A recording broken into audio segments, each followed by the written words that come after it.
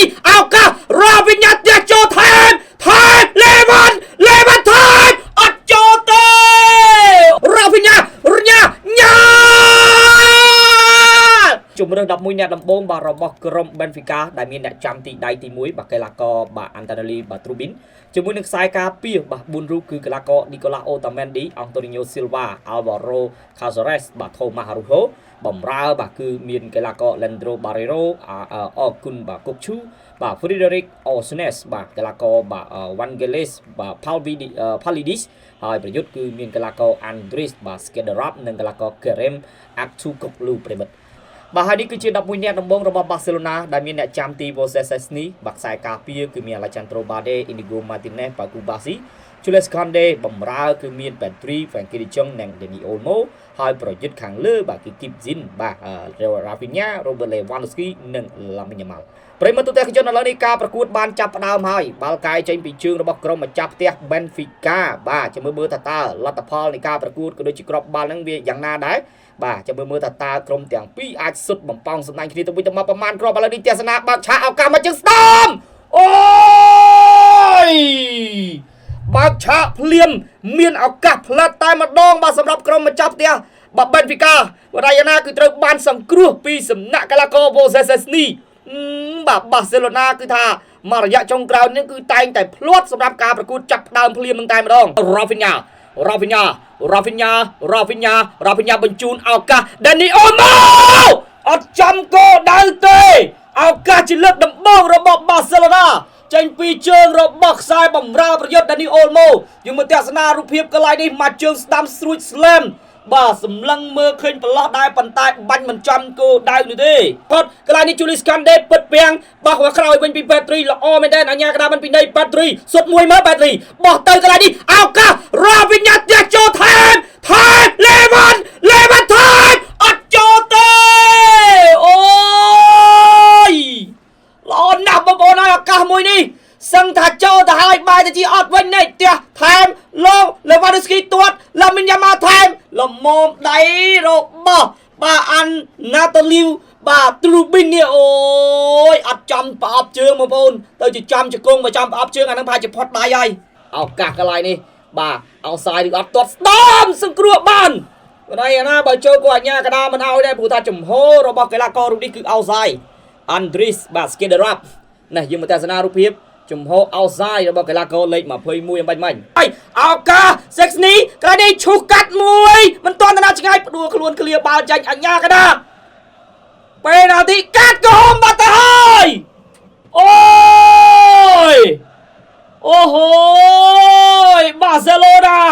ទទួលបានការពិន័យភ្លាមពីការព្យាយាមតាមបញ្ឈប់តាមបិទកីឡាករ Palidis ឥឡូវនេះគឺកាត់ក៏ហមតាំងពីនាទីទី21ទៅបាត់ទៅហើយបាទគូបាស៊ីសេនអោសអូយប្រិបរយើងមកទស្សនារូបភាពកន្លែងនេះគឺបោះបាល់ទៅផុតបាទកន្លែងនេះគឺគាត់លុកទៅអត់ប៉ះបាល់ទេប្រិបយើងបាទកន្លែងនេះគឺគាត់ទាត់បាល់ខុសហើយក៏ខ្ទាស់ជើងតែម្ដងបាទទៅណាមកណីញាក់ស្ដាំឆ្កឹះចូលខាងក្នុងទាត់មកជើងឱកាសមួយក្បាលសង្គ្រោះបានពីពូបរៃជាលើកទី282អូយល្អណាស់ថ្ងៃនេះ MVP ប្រហែលជាបានទៅលើ Szczęsny អើយប្រិមិត្តយើងកន្លែងនេះស្អាតណាស់ទៅហើយមួយមើលអូយញ៉ាហើយមិនសុទ្ធល្បល់យកហើយនៅបញ្ជូនទៀតអាបាល់ប៉ុណ្្នឹងឯហ្នឹង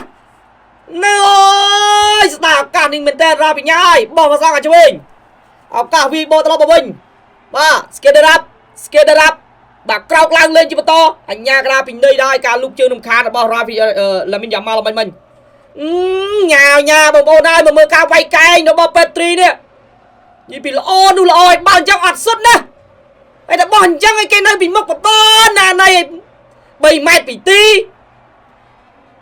ជាប់តែម្ដងជួនមនកដា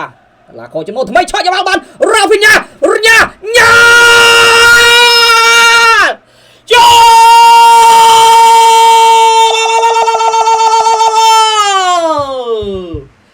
Rafinha មួយបានពីកាជាមួយនឹងការស៊ឹបបំផៅសម្លាញ់ទីបើទោះបីជានៅក្នុងកលតិស័កគ្នាមានត្រឹមតែ10នាក់ក៏ដោយបើចេះសិតបែបនេះតាំងពីយូរម្លេះបាទ4-0បាទហើយយកមកទស្សនារូបភាពកន្លែងនេះការឃ្លៀអត់ដាច់បោះបាល់មិនបានល្អរបស់កីឡាករបែនវីការ៉ាវីញ៉ាមិនទុកឱកាសនេះចោលអត់ប្រយោជន៍ទេទាត់ពីលើតំបន់ដំបូងទុកចម្ងាយប្រហែលជា120ម៉ែត្របងប្អូនហើយអូយមកកន្លែងនេះគឺមានការចូលរួមសហការខ្លះដែរពីជើងរបស់ខ្សែការពារអ្នកចំទីព្យាយាមលោតទៅសង្គ្រោះជះបាល់នេះឲ្យចេញប៉ុន្តែចេញមិនផុតទេបាទជាអត់ចេញផុតទេប្រិមិត្តយើងថាប៉ះមិនប៉ះផងកាត់ចូលក្នុងទាត់ស្ដាំទេកន្លែងនេះសង្គ្រោះបាល់ជាលើកទី92អូយវ៉ាល្អណាស់ប្រិមិត្តយើងម្ដងនេះអត់ជាលេខ8ទេប្រិមិត្តយើងគាត់សុំសុតម្ដងប៉ុន្តែយ៉ាងណានៅតែអាចសង្គ្រោះបានពីការទាត់របស់ការ៉ឹមអាទុកគុកលូខ្សែប្រយុទ្ធនេះបាទគាត់ទាត់តបារ៉ាប្រិមិត្តយើងគាត់អត់ទាត់បាល់ហោះឱកាសទះចូលក្នុងលាបាល់ល្អមិនទាន់ទៅណាឆ្ងាយទេមកជើងទៀតចាក់ស្ដាំអូយប៊ីដែរមកទស្សនារូបភាពម្ដងទៀតបាទកន្លែងនេះបងប្អូនហើយមានការព្យាយាមទៅធាក់ដែរពីសំណាក់កីឡាករលេខ81ទៅបាទលោកអញ្ញាកដាផ្លុំកញ្ចាយបញ្ចប់ការប្រកួតលទ្ធផលជាផ្លូវការបាសេឡូណានៅតែជាក្រុមដែលទទួលបានជ័យជំនះបើទោះបីជាបាទខ្លួនមានគ្នាត្រឹមតែ10នាក់តាំងពីពាក់កណ្ដាលវគ្គទី1ហើយក្តីបាទអបអសាទរបាសេឡូណាចូលរួមសោកស្ដាយបេនហ្វីកា